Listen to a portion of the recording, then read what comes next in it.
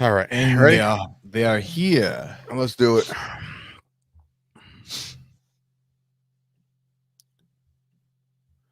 Welcome, everybody, to another episode of the Chop Sports Daily, coming to you live from the Flipping Made Easy studio in Matawan, New Jersey, and, of course, the Dave Cave in an undisclosed town in Middlesex County, New Jersey.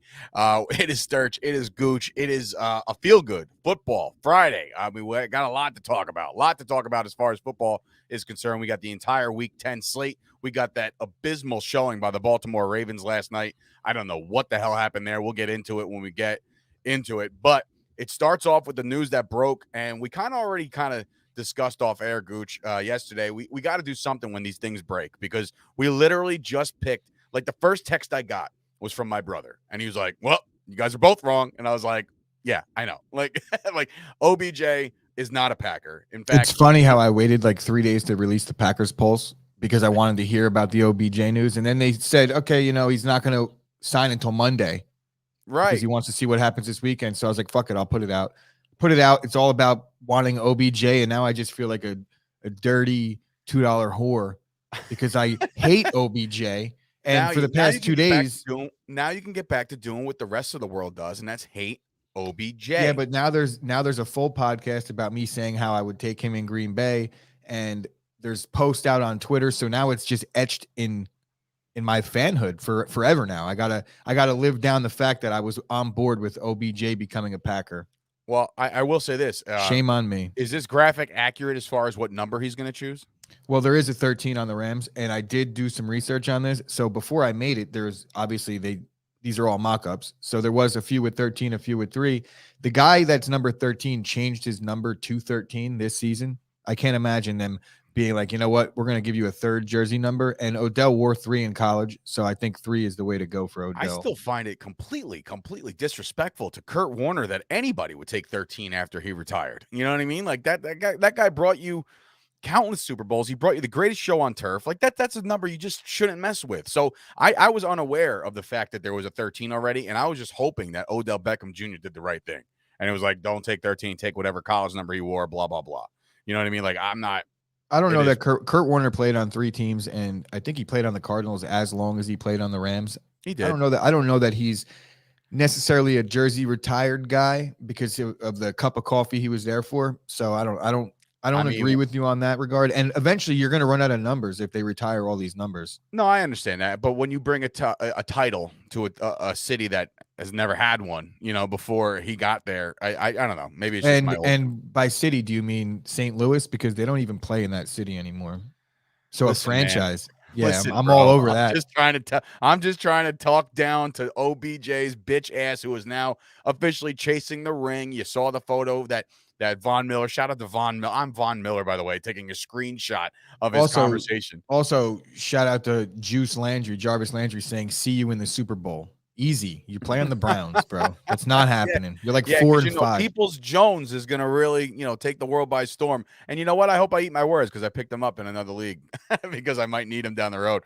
But OBJ, now, all right. This is very Netsy. This is very Lakers-y. This is the feeling that we're all starting to get, or at least I'm starting to get. Do you get that feeling too, that everybody just collaborated and said, let's go to LA, Hollywood, and win ourselves a title? I mean, do you think, are you starting to hate this team already because of that? I've already hated them. I think I definitely already hated them in the sense of, like, every single time the Packers have been involved on a guy, or even not involved, but just looking at it like, wow, I wish we could go after him, and knowing that they're not, the Rams somehow figure out a way to get him. But look, if you look at the list of the players that the Rams have acquired over the last, I guess, since Sean McVay became the guy over there, what have they won? Nothing. So all this is great. It's all bells and whistles, but until you get the actual ring, none of this matters. The bells and whistles is not the hardware they're looking for.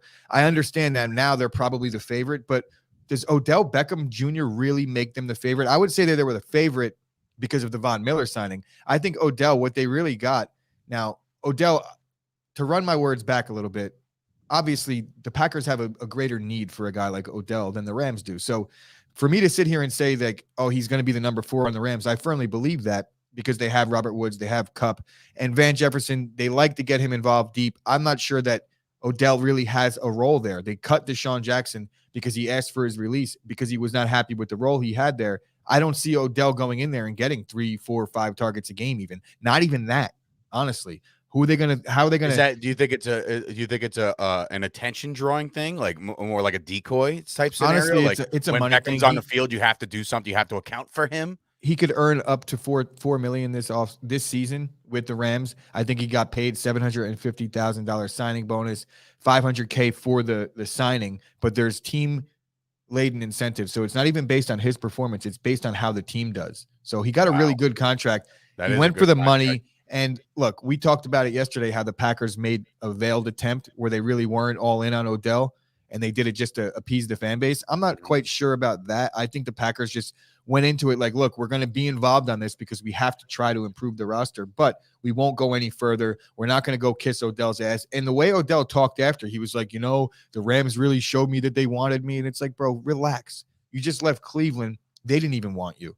The Rams, I think McVay made a push. He called up Odell and told him how he'd use him. But what's going to happen in 2 weeks when he doesn't use him that way, because it just doesn't work that way? The game script gets dictated by how the game is going. Sean McVay could sit here and say, I'm going to draw up these plays for Odell. But when you have Cooper Kupp and Woods that know the system, I just don't see Odell being as involved as he would have been on the Packers. And the chance at the ring, I would say, is maybe greater because the roster that they have there. But, the Rams haven't proven it. And the Packers have beaten the Rams in the playoffs as recent as last year.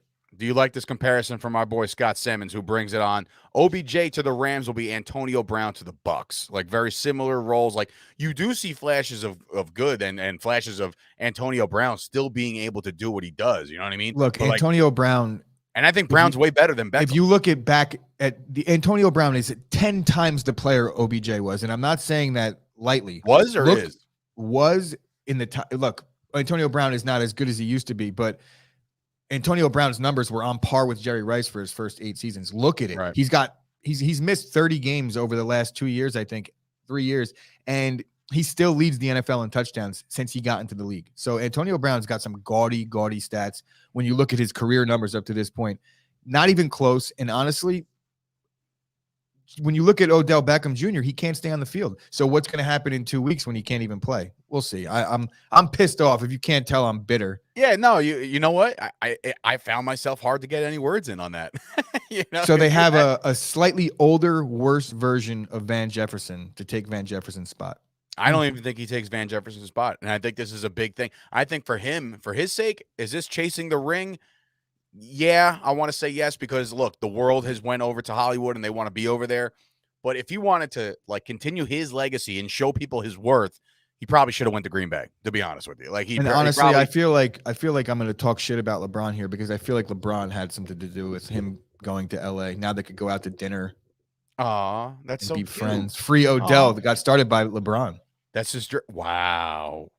Good call. The free Odell crap started by LeBron James, and all of a sudden they're playing in the same goddamn city. How convenient. Odell Beckham Jr., I give the over-under 3 weeks before he pulls up lame on a route, and he's out for a couple weeks anyway. So it doesn't matter. It doesn't matter where he signs because he's half a man, half a season, as you've said time and time again. So we go from really good – what is this? When Kyle Curves, when in doubt, blame it on LeBron James. Absolutely, 100%, period, stop. So we go from talking about some high-powered offense to a game last night that did not show any of that until the end. No, there was definitely some high-powered offense in this one. Did you see it, bro? I know everybody's been talking about it. A work of art. I will show it. I will bring it up right now before we get into this, the specifics of this game. The NFL needs to right the wrongs here. And the game is already in hand. The game is 22-10. The Dolphins beat the Ravens, right? Poetry in motion. Give this man his touchdown, okay?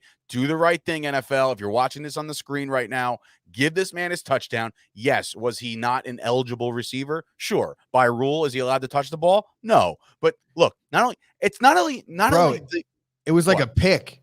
It was a screen. Gaskin was standing right next to him. He was like, nah, this one's mine, little man. And he fucking just snatches the ball out. Like, dude, do you not know the rules? And it was hilarious, though. Like, even his coaches couldn't even be mad at it. A good pick fish comes in. Hashtag give him his moment. Yes, absolutely. Look, here's the thing. And it wasn't even just, I'll bring it back up real quick. It wasn't just this part of it where he's extending the ball and it's at 100% a touchdown, right? By rule, it's a touchdown if he's obviously an eligible receiver. But it's did anybody see the quick juke that he had? Like, this is a 350-pound man just juking somebody out of his cleats. And all of a sudden he just bolts for the end zone. Give this man his touchdown. Also, shout out to the hit, because there was like a corner that upended him. That was a nice hit at the goal line. Right. But in specifics to this game, Flores finally showed his defensive prowess. All right. He definitely took somebody said he'll take the lineman over OBJ. I agree. I agree wholeheartedly. A good comment here from Kyle Kerms. Brian Flores was basically like, we're going to send 6 or 7 every play because I don't think Lamar can read a blitz. That's true. Every time you saw Lamar drop back to pass, and this goes back to me saying that, yes, he's got these crazy legs and he can run and he can, but I feel like every time this guy takes off, it feels like he's falling over already. Like his brain is working too fast for his legs almost. Or like, the opposite, where his legs are working too fast for his brain. Right, the opposite.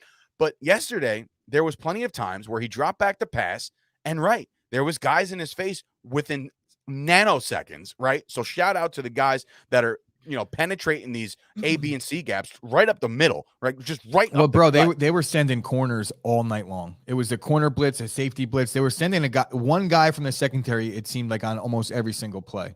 And when you blitz with speed, it's not just that they're blitzing with guys that could actually match Lamar with speed. So he couldn't get away. Great job. Get away. And now this great job by right Miami's now, defense. You know how sometimes when games go down like this, like even with the Cowboys game last week, there was a lot of people talking about Vic Fangio saying, "Oh, I got the blueprint now on how to beat the Dallas Cowboys." And Steve Spagnuolo has the blueprint on how to beat Jordan Love. Same thing. That's what we saw. Honestly, it was very similar to that. They didn't blitz as much as Kansas City blitzed us. I think Kansas City is still blitzing Green Bay right now. That's how many times they blitzed. He just called another. But it was they dialed it up at the perfect times. And even in situations where you would think that they would sit back a little bit, they didn't. They still blitzed. And I love that aggression. I love seeing that, because you see too many defensive coordinators doing the opposite, where they get a comfortable lead, even if it's 2 touchdowns, and they change their whole game plan. No, send them. This entire game was so ugly and so lacking of any kind of action. The biggest offensive play was clearly the offensive lineman scoring, and then obviously it just trickled down. Now, when you look at this, and I'm not sure if our boy Jack, our resident Ravens head, is here right now watching or listening. I'm not sure, but if he is, does he have any kind of room to panic at this moment? Like right before this game, we're talking Lamar MVP, we're talking the Ravens being the best in the AFC, we're talking all this stuff, and all of a sudden the Dolphins come in and beat the brakes off them. In reality, when you look at that scoreboard, it was a total Dolphin win here. And shout out to my mom, who tried to call me 15 times right before the show started to talk about her Dolphins. I'll get back to you, Mom. But do I think that it's that the Ravens fans, or the Ravens in general, should panic? To a degree, yes. But when you look at the AFC, the Bills just lost to the Jaguars. What team in the AFC is really going out there? The Cincinnati Bengals are now reeling after their big win over Baltimore. Really, show me the team in the AFC. The Chargers, maybe, right? There's a lot of question marks around their defense. Who? Chiefs? No. Ready for my bold prediction? Patriots. I mean, it's not the Patriots. Like, that's the one team that makes me feel like they can take over now, because all the teams in front of them are reeling. Yeah. And I leave it up to Bill Belichick to be like, I saw this coming from a mile away, motherfuckers. You know what I mean? Like, he's the one that's coming in and saying, like, this is our time now. We got to strike now, because if you look at the Ravens record, 6-3, I'm pretty sure the Patriots are a game behind them. In the overall thing, not so much the AFC East. The same thing with the Bills. They're right there, but at 6-3, that's not too much cause for concern. But what I was talking about yesterday with the Ravens is that even the games that they've won, it was a 2-point win over the Lions that took an 80-yard field goal.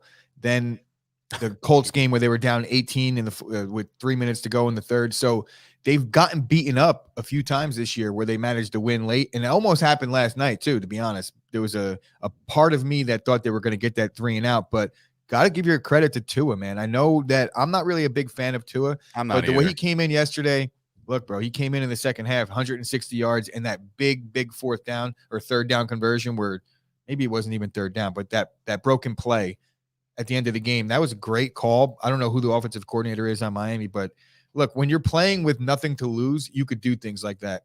And that's the way the Waddle, Dolphins played yesterday. I mean, like Waddle, we lost Gooch. Oh, there we are. I don't know. Maybe. I don't know. Are we there? We're there. Okay. We're good. Gooch? I'm good. Okay. We're good. All right. So, yeah, we lost Waddle. I mean, we didn't lose Waddle. They lost Waddle. They didn't have a chance to bring down Waddle at times. He looks like he could be a prominent receiver in the league, but I'm looking at, see, this Tua thing. Maybe it's just like I can't get over the fact that there's like a lefty quarterback in the league. I know, maybe it just seems like it's a weirdly thrown ball every time he releases it because he's a lefty. I don't know. I agree with that 100%. Somewhat, like there has been good lefties, Steve Young, Mike Vick, but Tua just doesn't seem like he doesn't seem confident enough to me. Tua, even in his interviews after the game. But you know who I do think is going to be a stud? Just by watching the game film that I've seen on him in a small sample size that we have, I think Bateman is going to be legit in this league. Maybe not right now, but don't look.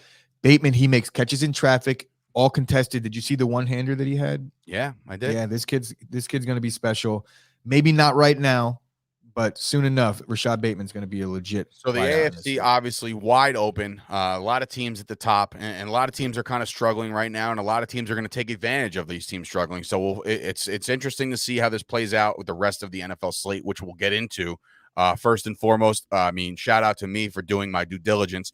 Can't find that piece of paper that had our things written on it, but we do have updated standings as of right now. We are deadlocked. You and I are 64, 68, and 1.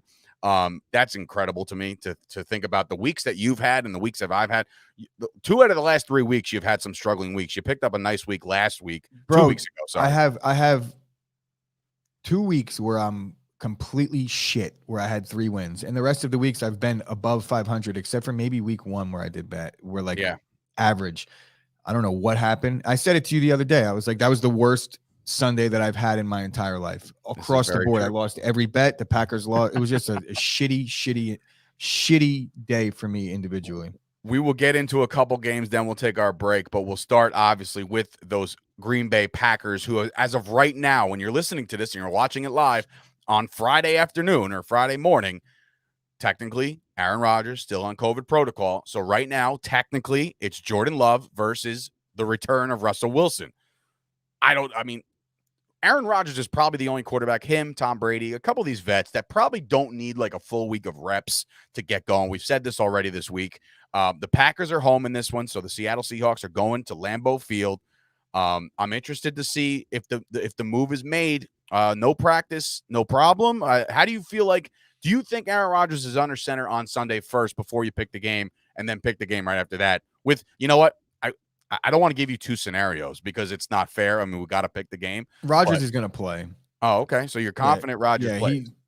Based on everything that I'm hearing out of Green Bay is that he feels good. He's ready to go. They literally can't clear him yet. He would be cleared if it wasn't for the period that they have to wait. You understand what I'm saying? Mm-hmm. Like he has to wait for the 10 days. So Saturday is the only day that they could announce that he's ready to go.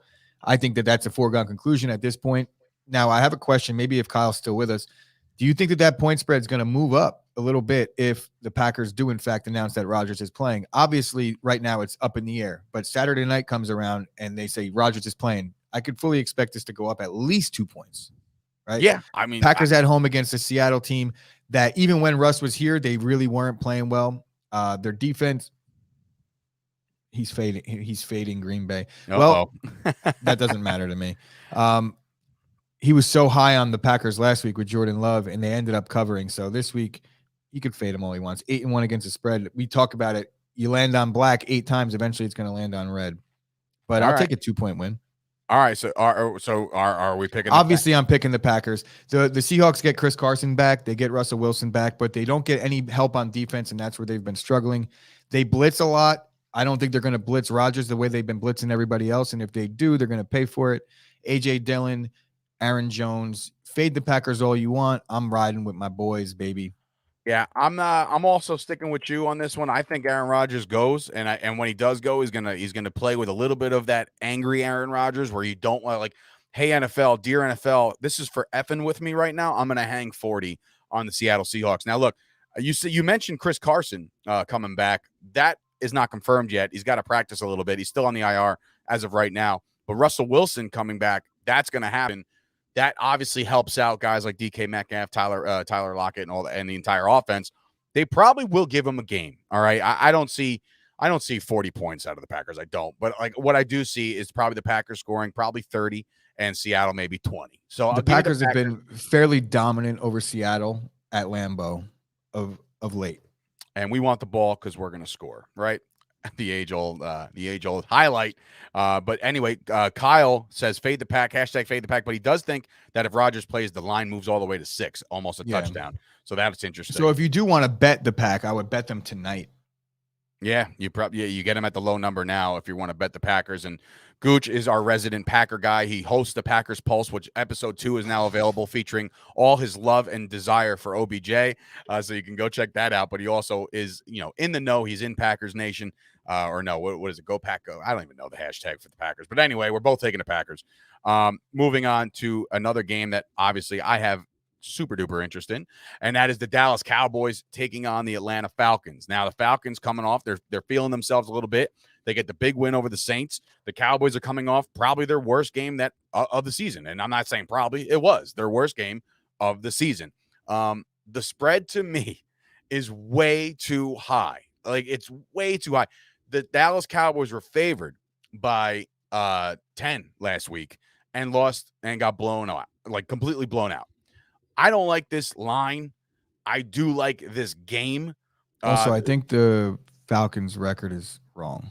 No, they're 4-4. No, that's right. That's right. Yeah, they're 4-4. They're trying to get to the right side of 500 for the first time since 2017. The only reason why I know that is because I did an interview with a Will McFadden on the Cowboys, all about the Star podcast that we have here on the network. So I did that the other day. So that's out and available. So if you're a Falcons fan, you want to listen to a little bit of Falcons insight. He does write for the Falcoholic, which is a clever name, but he does do that. And last night I did a debut pilot podcast for Blogging the Boys Podcast Network, and I'm finding out that Mike McCarthy, after losing by double digits, has a 61% winning percentage after that. So the chances of the Dallas Cowboys bouncing back and getting this That's game, such an Aaron Rodgers stat, by the way. Thank you. I don't. You could thank thank you, Aaron Rodgers. Mike McCarthy should be thanking Aaron Rodgers and Brett Favre for that stat. Let's stop. That's not a Mike McCarthy stat. That's pretty much Mike McCarthy's entire stat.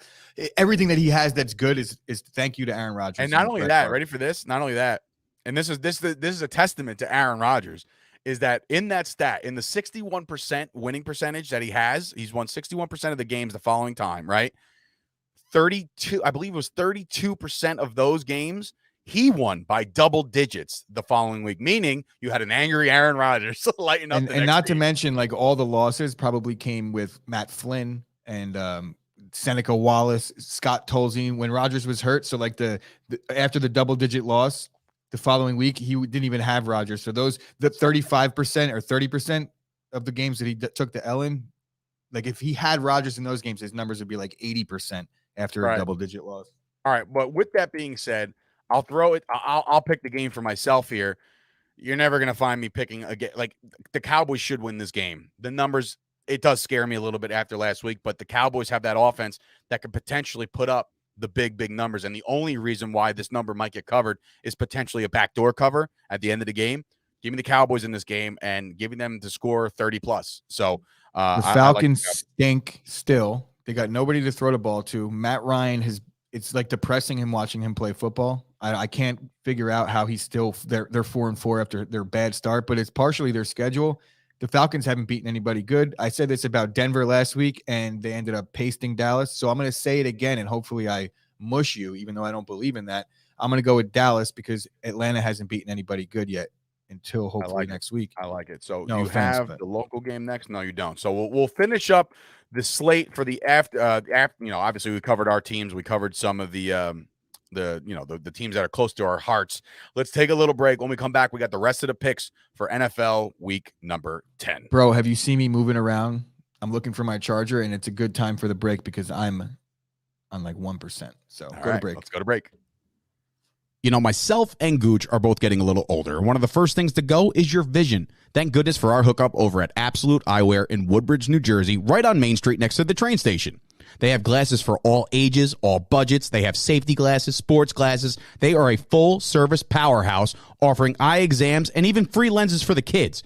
They work with BCBS, AAA, AARP, giving massive discounts. They're open 5 days a week, closed on Wednesdays and Sundays. Call 732-326-3937 to get your first pair of Ray-Ban, Burberry, Coach, Polo, you name it, they got it. Go see Craig and Johnine right now. The smoothest transition I've ever seen you do is that. Listen, it is 2021, right? We live in a world where all these new things, MacBooks, iPhones, whatever, they all have these massive charges to them, right? And their battery life is relatively good.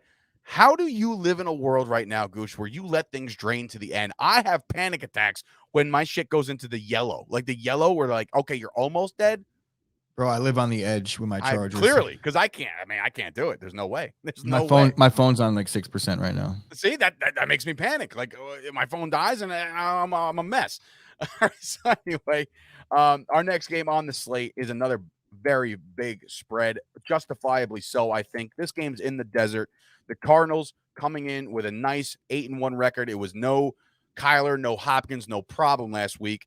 They get the job done. And obviously they're taking on the Panthers, who are reeling, but they have this feel-good story all of a sudden where Cam Newton, which we didn't even talk about in the open, which, again, it's one of those things where we all saw it. Let's talk about it now. Cam Newton is now the Carolina Panthers quarterback. Will he start on Sunday? Very highly unlikely. So they were going to go with P.J. Walker, XFL legend P.J. Walker. Where do you have this game, Gooch? Obviously, again, the Cardinals are the best team record-wise in the NFC. The Panthers started off 3-0. They've lost a lot since then. Where do you see this one going? Maybe I'm going to be picking this game with my heart a little bit, but I just think that Arizona's time is coming. It's going to start to tail off a little bit. Okay. Maybe that's just a hunch based on what I've seen out of them previous seasons. Look, Arizona's the better team, obviously. Right now, Sam Darnold's hurt. PJ Washington's probably going to be the guy that gets the nod in this one. I would imagine Walker. So. PJ Walker, same fucking thing, same shit. But because of the Cam news, maybe Carolina's feeling a little good about themselves. I don't know why they would be, because I think Cam sucks. And side note, what's up with Cam's social media posts? Does anybody see the fucking symbolism? What's going on? It seems like he's the devil. He might be Lucifer. He might be. But every time I see it, he talks in code, and then like he did like this. I think he did. What was the? I'm not a Marvel guy, but who's the guy that like the guy? Janos? Thanos. Yeah. Or so Tom Brady. Basically. Yeah. Basically. So basically, that guy did a lot of memes with that one. See, I got to catch up with my Marvel. But anyway, you didn't make a pick. This is what happened last week. We got off on a tangent. Do you think the Cardinals? I'm gonna take the 10 points here. I'm taking Carolina. Okay, Carolina is the pick. I think that this team will start to feel good eventually, not this week. PJ Walker is going to have his problems. I think getting back home, getting Kyler back, getting Hopkins back, getting everybody back. Give me the Cardinals here to cover the big number. I hate double-digit spreads in the NFL. I think they're kind of crappy because NFL teams are NFL teams. You know what I mean? Like I just have this feeling where, nobody should be favored by a certain amount of points. You know what I mean? Look at the way the last week went, and then even yesterday, upsets are official now. It's officially upset season. The NFL is about to shift. You're going to see some teams that you thought were real good turn to shit, and then vice versa. So I'm interested to see which of those teams it is. Hopefully Arizona is one of them. All right, moving on. Inter-conference game here. The Chargers coming off a loss to Bill Belichick and the Patriots. They're 5-3. They're going to be taking on the Minnesota Vikings, who are 3-5, who are coming off of back-to-back losses, obviously to the Cowboys and then the Ravens in tragic form last week. I don't buy into the Vikings being a good football team. I'm sorry. This is right now, to me, they're favored by 3.5.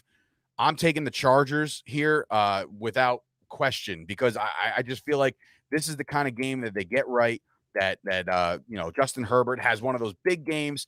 Look, I'm sorry. If Cooper Rush is doing his job and putting up some big numbers, gaudy numbers off your defense, Justin Herbert's going to dice you up. That's where I'm going with this one. Give me the Chargers all day. I'm going to fade you on this one, Dave. I'm eventually going to pick the Minnesota Vikings, and they're going to prove me right. I've picked them 2 weeks in a row, and they've burned me. This time it's going to be – I feel like these teams are very similar matched, where there's several holes on both sides of the ball, but at the same time they put up points.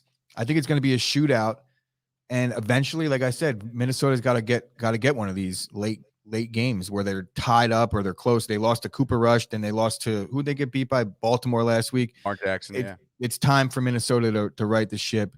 I'm going to take them getting the 3.5 because even if they lose, I think it's going to be a good game. All right. Moving on. The Titans, who are obviously coming off a big win with a no Derrick Henry, no problem kind of win. They're going to be taking on the New Orleans Saints. This game's in Tennessee. The spread is Titans -3, favored against, again, Trevor Siemian, right? Or is this going to be the other kid? The hell's his name? Wow. We always Taysom Hill. Taysom Hill. I was going to say, we always drop the ball on this kid's name because he's not like your household quarterback.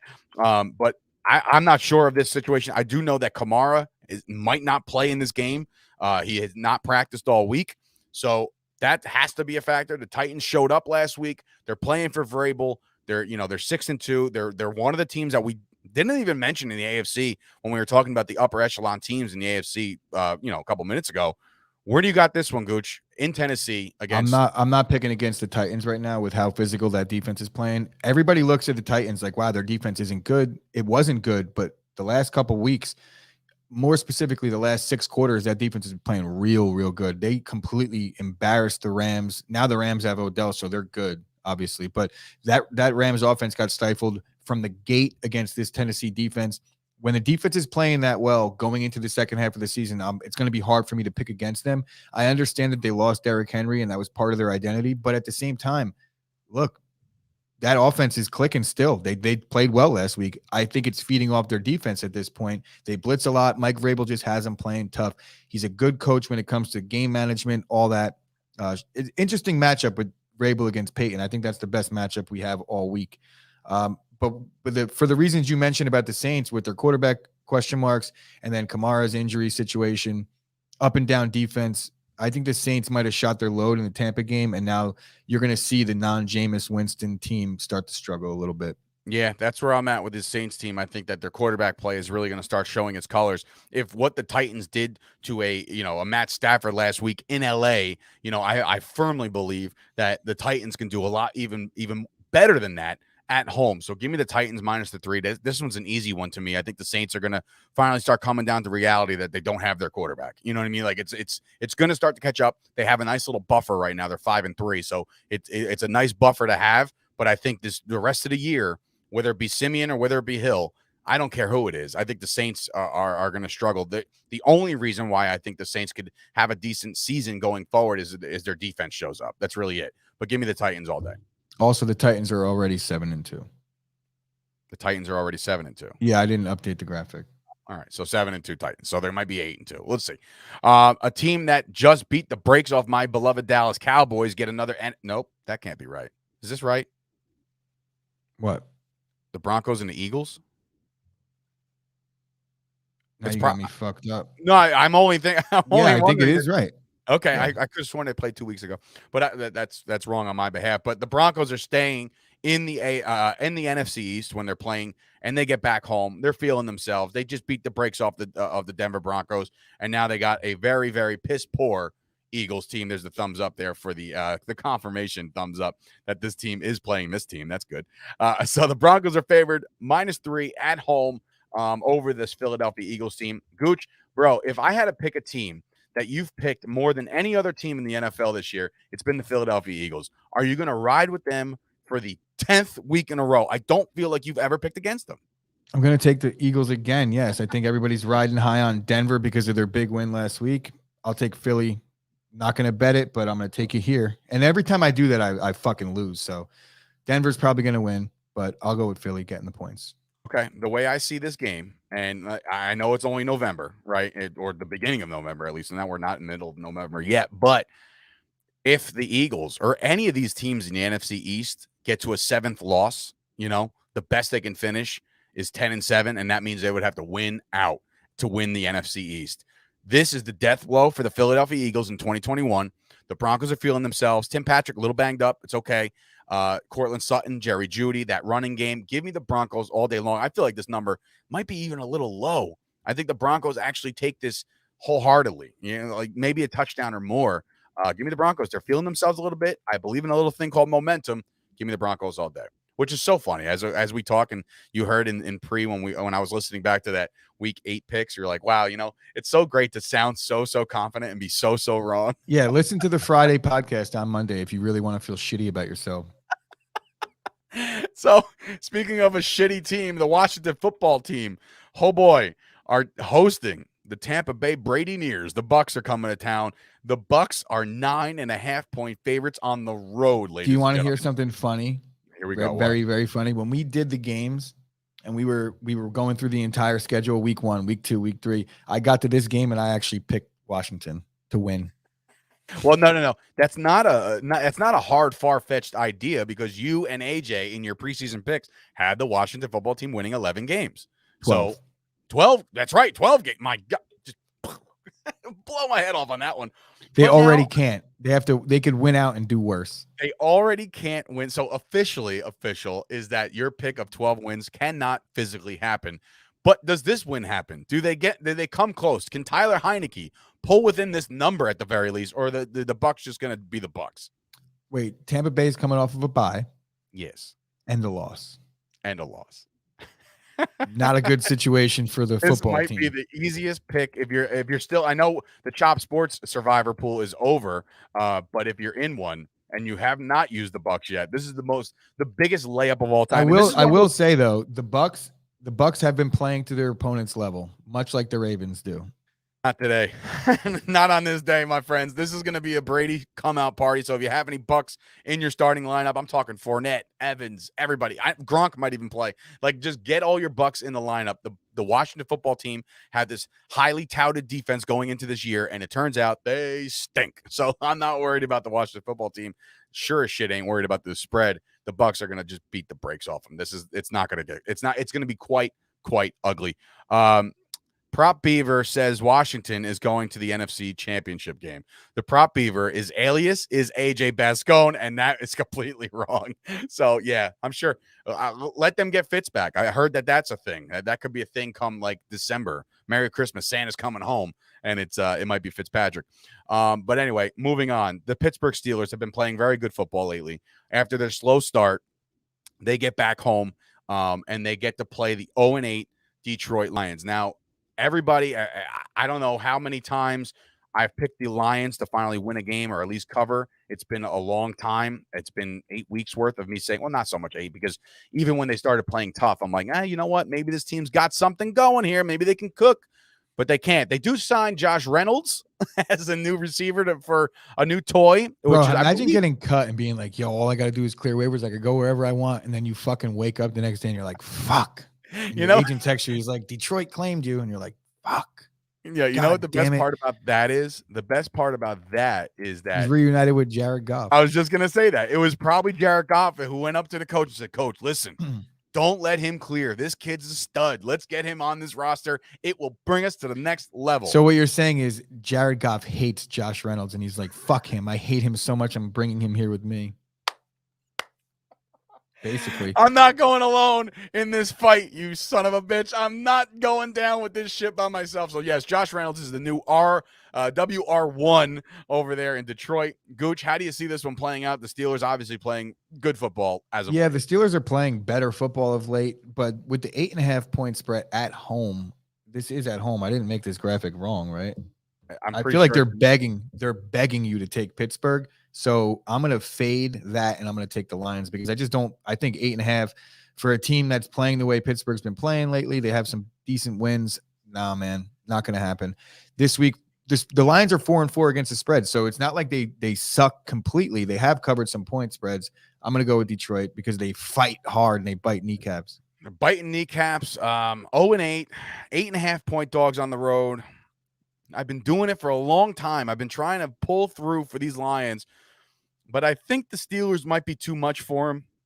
It might be close at the start, but I think Big Ben is finally like really happy to be a quarterback in Pittsburgh again. I think this whole team, Najee Harris coming into his own, they're gonna cover this number. I think the Steelers get this one fairly easily, and the Lions moved to 0-9. And the problem is now, you look at that college, like I haven't looked at any. No, the Lions are going to definitely be 0-9, regardless of whether they cover or not.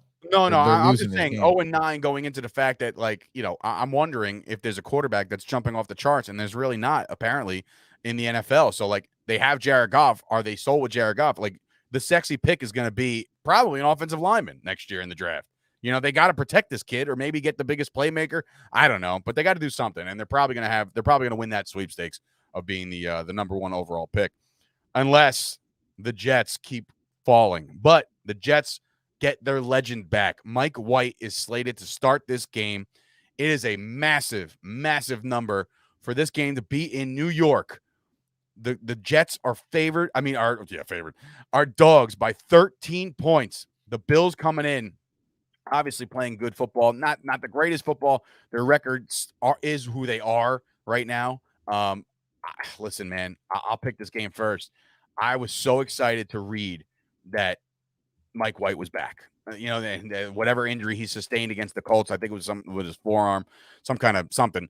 Mike White's back. This is gonna cause some serious controversy in New York, because if Mike White, the journeyman Mike White, comes in and beats the Bills by any stretch, you're gonna start thinking, is Zach Wilson even remotely in this conversation? Yes. Did they burn a big pick? Did they burn a big pick on a quarterback that they may never use? Sure. But you know what? When you're in New York, you got to play the hot hand. When you're in New York and you have this fan base going crazy for a guy, literally, they called it like Thursday white football. As racist as that sounds, it was still a thing when they played the Colts. I know he went down with injury, and all the Jets quarterbacks seem to be okay and competent and throwing some decent yardage. You're picking the Jets. I am 1,000% picking the New York Football Jets. Yeah, I'm picking the Jets as well, because the Bills make me fucking sick, Dave. Honestly, I've bet the Bills first half 2 weeks in a row, and they've completely shit the bed. They ruined my survivor pick. I've watched the Bills every week because I've been losing money on them seemingly every week. Even though they did cover late against Miami, that game was just embarrassing to watch for them. The Bills' offense isn't as good as I thought they were going to be, and I even thought they were going to regress this year. Josh Allen's not making the throws that he's been making. I know that it's early. They're 5-3 still. The second half, the Bills could come on, but I just don't buy what the Bills are selling right now. I don't really buy what anybody in the AFC is selling right now at the top.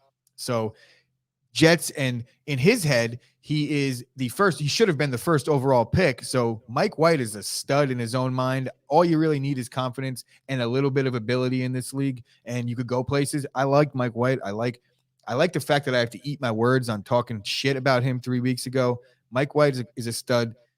And when I say stud, I mean like he's a career backup quarterback in the league. So there's not really any controversy as far as I'm concerned. My friend. But for now, Mike White is going to cover this spread. And in my mind, he's a stud in his own mind. And of course, our resident handicapper, Mr. Kyle Kerms, the sauce himself. I am on the Jets so damn hard, and I think we all are. I think we're both picking the Jets, dude. All right, this is gonna sound crazy.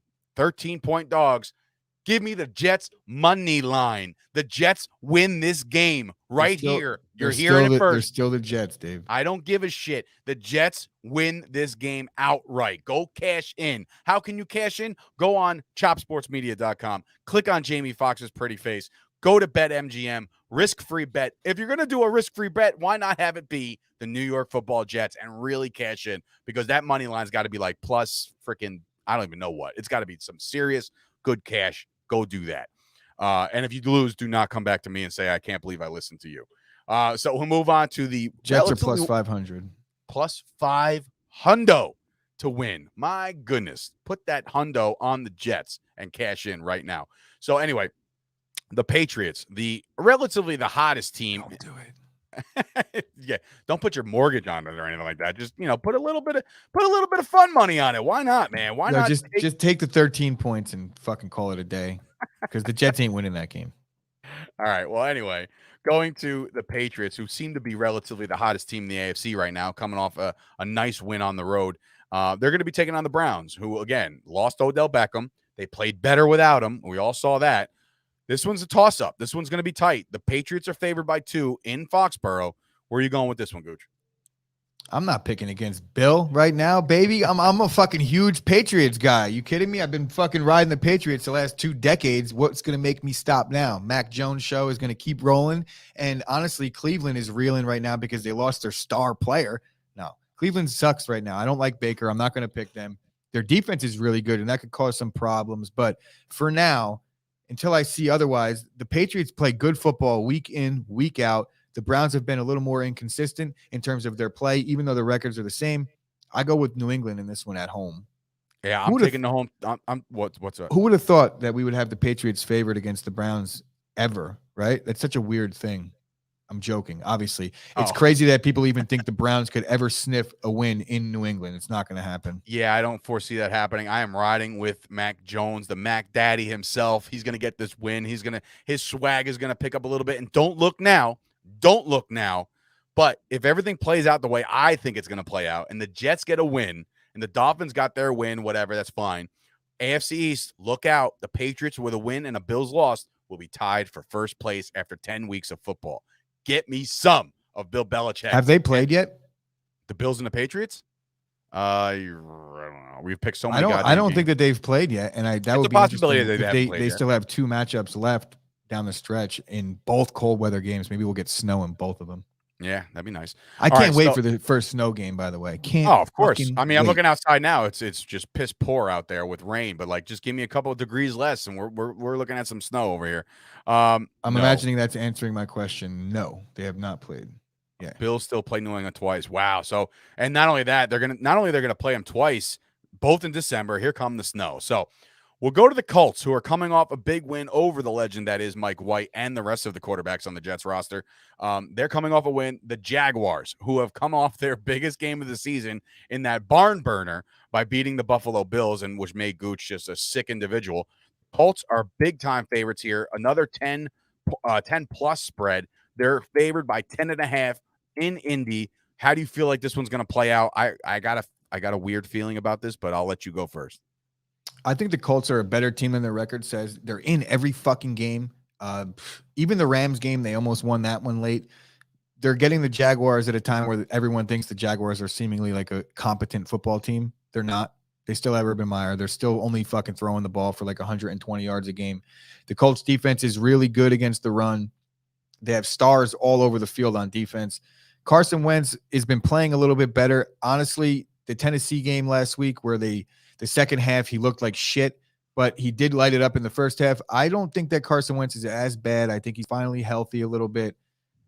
And there's some playoff spots in the AFC that are completely up for grabs. I don't think they could catch Tennessee in a division, but outside of that, like the Colts are still looking to make a late push at the playoffs, and Jaguars are just getting them at a bad time because they're desperate and they're home. I go with the Colts in this one.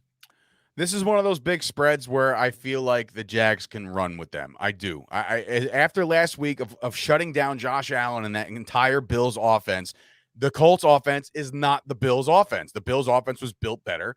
The Colts present a problem on the ground. I think Jonathan Taylor is one of those guys that are just, he's a game wrecker. He can definitely win games. I think you could make the argument that the Colts offense is more complete than the Bills offense right now. The Bills lack of running game is going to fuck with them the rest of the way, especially as things get colder and you need to rely on things like that more. The Colts. The offense starts at the quarterback position, and Carson Wentz doesn't even sniff the jockstrap of Josh Allen. Not even close. Not even close. I'm curious to know what Josh Allen's numbers look like this year. Go ahead. Not great. Go ahead and look them up. And this is what our new intern, who we're probably going to hire after today, he will be the one looking this stuff up. But give me the Jaguars here, man. Listen. I don't like Urban Meyer. I think he's a piece of shit, but he is 2-1 since the infamous lap dance, and I think that might have turned the table for the Jaguars. Give me the Jaguars to probably lose the game, but get a little closer. And Carson Wentz, a couple nasty throws here and there. He'll turn the ball over. Carson Wentz is not the same dude that he was in his potential MVP season. He's not. What do you got? Carson Wentz is having as good, if not slightly better season than Josh Allen statistically right now. So. He also has 3 less wins. So that's my big stat. So understand. I get it. But that's not what we were talking about. We're talking about the offense. Buffalo's defense has been lights out. right? So I'm just going to say here that Josh Allen is better than Carson Wentz, but don't think just because he's got the name value that Carson Wentz and the Colts offense isn't playing as good as the Bills offense. This has nothing to do with name value. If anybody's name value jumps off the charts, you're going to hear for Carson Wentz's name value to be more than Josh Allen. Carson Wentz, you think of a ginger pussy. And I don't know if that is going to fly, but like, I'm not like, wow, Carson Wentz is a star. Josh Allen's a star. I'm just saying, like, people know if you went out and polled 100 non-football fans, you're right, non-football fans, I guarantee you more people would know who Carson Wentz was than Josh Allen. That's just me. It could be bold. That could be a bold statement, but let's do it. I'm going to find 100 random people. So anyway, 100 random football fans. They're going to be like, yeah, I know both. What's your point? Everyone knows both. I said non-football fans. Ask my mom. You're like, your mom's a football fan. That's true. You're right. So she's a legend. She knows shit, you know? All right. So is this the Sunday Nighter, or did we blow through the Sunday Nighter? Like at some point. This might be the Sunday. I don't know. In any event, the Las Vegas Raiders are 5-3. You talk about a team that has been through more shit than anybody in the league. The Chiefs are going on the road, and they're actually favored on the road by 2.5, taking on the Las Vegas Raiders. Now, it is the Sunday Nighter. Okay, cool. So my producer in my ear just told me that. So, so the Chiefs are a favorite on the road, 2.5. It's very wow. Look at this. We got Dina, the pick bish. Raiders win. Period. Not only this, betting my car on it. Dina, look, this is one of those. This is one of those money lines that I'll get behind because they're a home team getting points against a team that has no business giving points to anybody on the road. And typically, the Raiders have been playing the Chiefs well over the last couple seasons. I don't know why this is one of those things where the public is going to fucking jump all over the Chiefs because it's less than a field goal. I like the Raiders in this one a lot. I bet the Raiders, like the Raiders too, but I do want to preface this, Dina. Let's not bet any cars. You need that car to get to your brand new studio coming. Your brand new office. Speaking of, I finally there was ice broken in the Cold War tension yesterday in the studio. No, and she just said, you know how it happened. She asked me if I knew somebody named something Chris DeCaro, and I was like, no, why? And she was like, because I have somebody that keeps on leaving me bad reviews. She thinks that's how the conversation started. She's like, are you having people go on and leave bad reviews on my Google account? I said, no, but that's a great idea. So tomorrow when you wake up, there's going to be a couple more. Can you imagine, bro? Great. Like, oh my God. She actually thinks we're that low to do that? That's such a scummy thing to do. I hate people like that. And I was like, it happened to me. I would never do something like that. If you go on Google, listen. No, I'm not. I would never do that. I would never do that. All right, yeah, good job, Dina. Bet Kyle's car. If he has a car. I don't even know. I don't know the situation over there. There's just so much money. They're wiping their asses over there with money. I'm wondering if they all drive Benzes at this point. But anyway, I will say this. As far as the Cold War that's happening over there, I would never in a million years ever leave a bad review. I'm always the one that's like, hey, if you can help me out and leave a good review, that'd be great. I'll do that. You got to be a miserable human being to go online and say like, this place sucks. I hate it. Service sucks. You know what? Your tip will dwindle. If I don't like how you're treating me, you'll know. Yeah, I won't even do that. I'm such a pussy, dude. I won't even complain. If something went wrong, I'll be like, no, it's fine. It's fine. 25%, of course. I'll get Ashley be like, what are you doing? Not that she doesn't want me tipping good. That's not the case. But because I don't complain about my steak that's bleeding still. And I know I'm not one of those well done guys, but look, if I just suffer through it, I'll just move the food around my plate and they'll be like, oh, was it good? I'll be like, oh yeah, it was great. You can't fucking see that I didn't take a bite. Like, why are you asking me that? You're embarrassing me. You can't see that the whole T-bone is still intact. Why are my mashed potatoes bleeding, by the way? Seriously, that happened. You would never have this problem if you had the Sturch diet, which is consistent of normally, from what people have said in the past, dough, sauce, and cheese. Like any combo of that, you're golden, man. You don't have to. You can't screw that up. But in any event, doesn't matter. You really can't. I mean, unless you're like 7-Eleven and you put like cardboard with ketchup on it and call it pizza, like that's where I draw the line. So what's your favorite boxed pizza, freezer pizza? Elio's? Dude, you want to hear something crazy? when I grew up, I mean, that's how I gained Like a the weight. McCain's pizza bagel guy. No, the weight really started to pile on around 6th grade when Elio's Pizza came into my life, right? But then like down the line, I became such a fan of like the ShopRite brand. Like it was bigger. It was a bigger chunk of pizza. Like the Elio's was like this little sliver, and I would tear through a box of 3. You think about it. Think about this though. If you tore through an Elio's box of pizza, like in your mind, like I can't believe I just ate an Elio's box, right? But in reality, it's the size of 3 normal slices of pizza. So Only if you leave like an Elio's pizza out for 4 years, it doesn't even change anything. There's no mold. It's like one of those McDonald's situations where you could just leave it there and it stays good. It could go to outer space and you don't even have to cook it. It's good to go. That's Elio's, bro. I did that test, by the way, not on purpose. I just cleaned my room when I was like 17 and I pulled out and there was an Elio's from 8 years ago in there. I was like, oh, and you're like, I'll heat this up. It's so funny. Did you just eat sofa pizza? Yes, I did. Anyway, yeah, Dina, trust me, like all over it. I kind of want pizza now. Welcome to my everyday life. Like every day.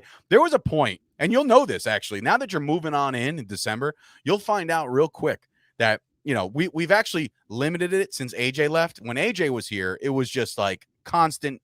Even though before that's AJ, how we paid AJ. That's we paid how him we with. paid AJ. I was like, it was like, You're AJ, paying- do you want me to give you a chicken Caesar wrap today? Can we sauce- split it? Or like I'm fucking broke. Dude, the Sauce Network is paying him in cold hard cash. Meanwhile, Chop Sports doing as good as we're doing financially. Oh, and being that you guys wipe your ass with money over there, Dina, when you come in, we are out of toilet paper, so make sure you bring some and just leave a nice stack next to the shitter for me. Thanks. That would be fantastic. So yeah, even before AJ got there, it was Pistol Pete, Production Pete. We were ordering pizzas by the dozen every day. It was ridiculous. That's why the bank account was like boop boop boop boop boop boop boop, and I was like, oh my god, we got to stop this shit. Then AJ left, and then I feel like we both are now starving ourselves when we're at the studio. Like nobody eats anything until I leave, and then that's that. It's a money saver at the end. And now we got like a weight. This like thing that we're doing on Jimmy's show where he's checking in his weight and he wants me to do it every Monday. I'm like, Jimmy, I don't really gain or lose weight. Even though I did kind of. Dude, you've been the same size for 10, 11 years that I've known you. Yeah, but it's crazy, bro. There's never been a differential. No, there has been. I'll show you. I could just show you. It's like right now you see me every day, so you don't notice the fluctuation. But if I showed you a picture of me when I first started, I was in shape. Like Chop Sports has completely ruined everything that I had going. I'm a fucking loser. Now all I do is sit in this seat and I'm like fucking posting social media posts that I don't even do that anymore. I'm just like looking for the right one to post, but never actually post it. And all I do is eat shit food. And then I'll starve myself all day. I'll have 4 cups of coffee. I'll go home trying to figure out why I'm going to explode with anxiety. And then I'll eat shitty food. And then I'll go to bed and I'll wake up and be like, why do I feel like shit in the morning? It'll be because I ate shitty food, wake up, do the same thing over again. Also, the micro dosing with weed hits all day hasn't been great either. Do you know, fun fact, do you know that my daughter is now programmed when I say good night to her, literally good night, like good night, Stella, have a great night, sleep tight. She goes, I love you. Pizza's in the oven. Literally says that. I'm like, holy shit, she knows what I'm having for dinner. That's insane to me. And she doesn't even have to see it. It's incredible. Wait, She's what time does Stella go to bed? Typically we try to get her going to bed. The bedtime process has been a nightmare lately, but 8 o'clock latest. Bro, that's insane to me because I have nieces and nephews that don't go to bed until 4 a.m. It's like a different breed of human being in the Gucci family. You don't even know what you're getting yourself into when you walk into that door. Well, listen, she's a little character lately. She's put on I even put it as a Facebook post the other day. I was like, Stella, it's time to clean up, take a bath. She's like, well, can you be patient with me right now? I was like, wait, what? Oh my gosh, she's a trip. Anyway, we've done a lot of talking today. NFL is here. Week 10 is here. Before we go, we'd be remiss to promote and plug Mr. Mike Marino, Jimmy Palumbo getting involved, getting back on the stage was it November the 27th at 7:30 from the Carteret Performing Arts Center. Be sure to buy your tickets now. You can go to catcharisingstar.com. That's right, Catch a Rising Star. That would mean that Jimmy Palumbo, at his ripe age of 56 years old, is a rising star. coming into this. So go get your tickets for Jimmy Palumbo. Jimmy was on the radio last night. If you guys he was didn't on know, New Jersey 101.5. Now, I will ask you this, Gooch. The guy, did you see the story that Mike Marino put out that I shared to Jimmy's social media or no? no. Okay, because why would you check that? That'd be silly. I did share it out, and they mentioned the guy that was like the disc jockey, I guess, that was there. You know, the I guess overnight DJ at 10 o'clock at night when you're doing an interview and everybody's listening. Yeah, he's to the coming radio. in on Monday to do. That guy's coming in Monday to do Jimmy's show with him. Okay, that guy is. I'm pretty sure that's the guy we met at Joe Manarese's show. That guy. Oh God, Right. he's bad. Right. Then I'm like, No. oh no. No, Like, I don't want to talk shit. That's no, not he's nice. I'm not talking shit. obviously. He is a good dude. All right. But anyway, a lot of NFL talk, a lot of big things coming up, Chop Sports wise. Sturch returns. The return of the Mac Daddy comes back on Monday. We'll be in studio together as again once for the 782,000th time. Gooch has changed the studio around, so now I have to walk in there and say, "What the hell did you do?" But usually it's always It's not. It's always an improvement, or at least it is in my head. I think that you're gonna like it. I'll have some explaining to do for sure, but I think you're gonna like it. it's all right. It's okay. And I'll be by like, me. now hear me out, and then that's what I go into. Like, if we put the light here and you sit right here, and I sit here, we won't be able to see each other. But I don't want to look at your face anyway. There And you we go. have this All for right. us, so no, All we right, really can't perfect. see each other though. That's gonna be an issue. Oh, really?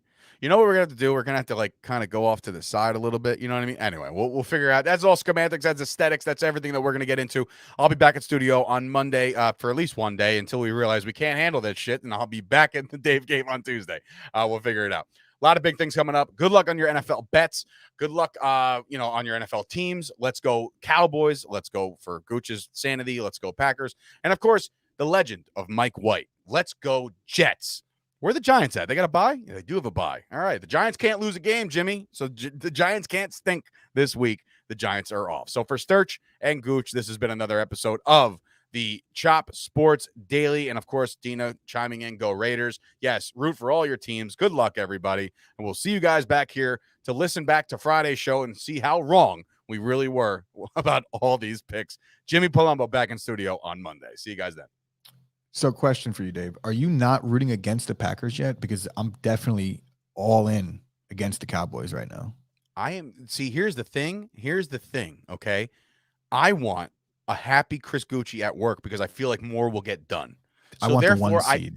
listen, when they play each other in the NFC title game, the gloves are off, pal. in But Lambeau. until then, let's all just be fucking happy. How about that? Thank you. I'll take consolation in the fact that you'll be happy if Dallas wins, but going into the game, I want that one. Of course, seed, I'm rooting baby. against the Packers. I mean, All I right, want them to lose every goddamn game. I just want to be clear because I don't want any beef. But be like, bro, I'm not fucking rooting against Green Bay. And be like, well, you should be. Just Long saying. soft close. See you guys Monday.